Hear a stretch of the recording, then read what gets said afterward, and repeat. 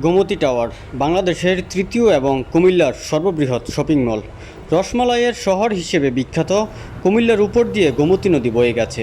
সেই গোমতী নদীর তীর ঘেঁষে ঢাকা চট্টগ্রাম মহাসড়কের ময়নামতি ক্যান্টনমেন্ট এলাকায় অবস্থিত এই শপিং মলটি দেশের বৃহত্তম শপিং মল বসুন্ধরা ও যমুনা ফিউচার পার্কের আদলে অনেকটা কাজ করা হয়েছে বলে জানা গেছে।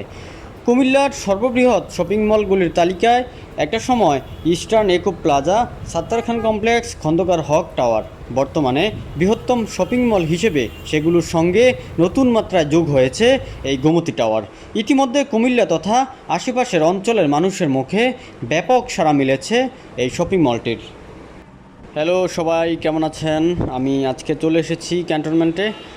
ক্যান্টনমেন্ট স্টেশনে নামার পর দেখলাম ঝিরি ঝিরি বৃষ্টি পড়ছে। ভাবলাম এই সময়টাতে এই গোমতী টাওয়ারটা আপনাদের সাথে একটু ভাগাভাগি করে দেখাই, আমিও নিজেও একটু ঘুরে আসি। তো সেই সুবাদে চলে আসলাম গোমতী টাওয়ারে। গোমতী টাওয়ারের ভিতরে প্রবেশ করে দেখতে চাইলাম যে আসলে কি রয়েছে এখানে। অত্যন্ত সুন্দর করে কাজ করা হয়েছে এই মার্কেটটি।